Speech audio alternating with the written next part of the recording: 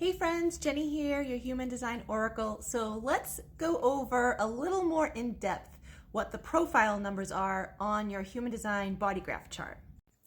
The 12 profile numbers that you will find listed in your chart properties will be listed right here, hopefully right now, if I get the timing right.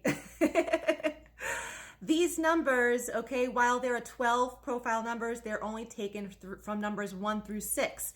These numbers are taken from the personality side, which is also known as your conscious side, and then your design, which is your unconscious side. And it's coming from, excuse me, the top two boxes up there, okay? I know that, yeah.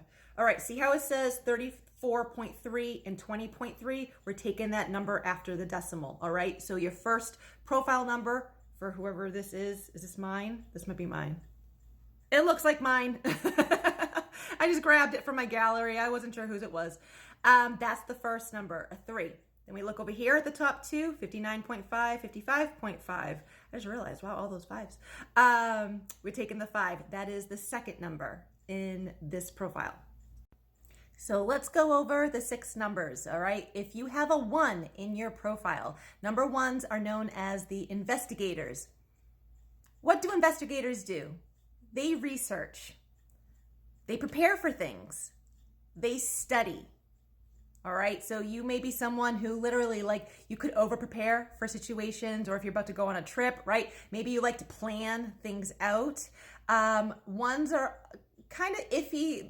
They don't easily adapt to change. They like to really prepare and think of all possible consequences, all scenarios that could happen should a change occur. But at the very least, they investigate. When it comes to relationships, they like to study their partner very well in depth before fully committing. If you have a 2 in your profile, this is called the hermit. What does a hermit sound like? Someone who likes to be alone, someone who likes their solitude, someone who also may actually experience loneliness, right? Being alone and loneliness are 2 different things, but a hermit can actually experience both at different stages of their life. When it comes to relationships, a hermit is probably best paired with another hermit, or at least someone who understands their need for solitude and alone time. Also, hermits, they may come across as shy towards other people. If you have a 3 in your profile, this is known as the martyr, all right? And this basically means that you are meant to learn, you are meant to experience, experiment, and through that you learn, all right? And whenever you do learn from whatever you have experimented with or experienced, you are then able to share it with others to help show them, teach them, guide them, what have you. You may think you've never made a mistake in your life, but that's because, like, anything that has gone wrong in your life, you have learned from. So either something works out for you or you learn from it. Therefore, for you, it's a win-win no matter what happens. When it comes to relationships, you could likely be someone who falls in love pretty quickly, but then also very quickly falling out of love once you actually learn about the person. So when it comes to relationships, you might want to take your time getting to know your partner, taking things slowly. It's good for you. If you have a 4 in your profile, this is known as the opportunist. So relationships are extremely important to you. And you may have found that over the years, you've actually come into some wonderful opportunities through your social network or through, like, your friends, just people you know and interact with on, like, a daily basis. You are definitely someone who actually does not like change. You slowly adapt to change. You're all about building a firm foundation. So if you are considering, like, changing careers, you're someone who's likely to make sure you already have another job lined up before you even consider really fully leaving the one that you're currently at. When it comes to personal relationships, you are also someone, you need that foundation. You gotta, it's really important for you, especially romantically wise, start the foundation on a friendship level with someone. Build it from there, okay? Because that will build your trust and just the genuine connection between the two of you before you up-level it to romantic. If you have a 5 in your profile, this is called the heretic.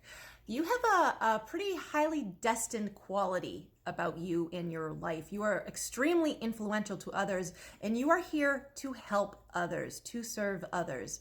Now, here's the thing though, you inherently, naturally, you don't really mean to do this. This is just your natural aura giving off. You project like a mirror towards other people. So when a person looks at you, they're seeing you through their own projections. So it's like no one may actually really know who the real you is. All right. And this isn't a bad thing. And I'm not saying like you're not secretive or anything like that, because you absolutely can open up to the right people. But you are meant to help others. You're meant to heal others, especially on an energetic level. So when you mirror yourself, even if you don't mean to, when you mirror yourself to another, you are in fact giving them an opportunity to see themselves, all right, and see what they need to work on. If you have a 6 in your profile, this is known as the role model.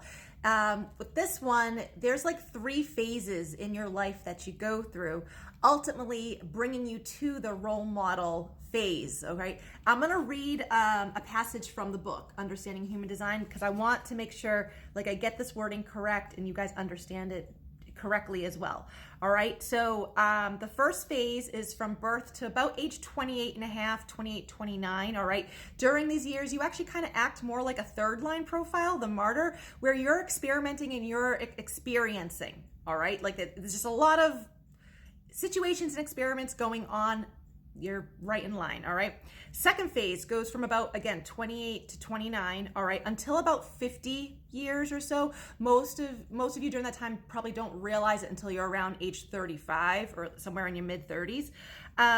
During this second phase, you may notice that life isn't as edgy or sharp as it was in your 20s. You may feel it takes a lot of energy and effort to do things like you used to, even like answering phone calls and stuff like that. This part of your phase is to help you heal from the first part of your life and to watch other people to see what they're doing and how they are mastering life. So the second phase is often referred to as like being on the roof, because you're above, you're watching, all right? And during this time, you can build like a great business if you want to, learning about, from all the stuff you have learned about from your previous phase. The final phase, starting at around 50 or so, lasts for the rest of your life. You come off the roof.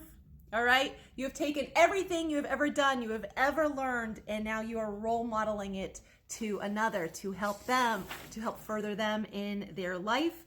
And honestly, this 6th line, this is a somewhat like fixed destiny, a fixed fate. You're not going to be able to get away from this. I'm just letting you know. And you guys are someone who deeply desires soulmates. You may have to kiss a few frogs, but eventually you will find your perfect match. So this was a very long video, but I hope this was very helpful for you guys. If you are interested in learning more about your human design, click the link in my bio. You can book a reading.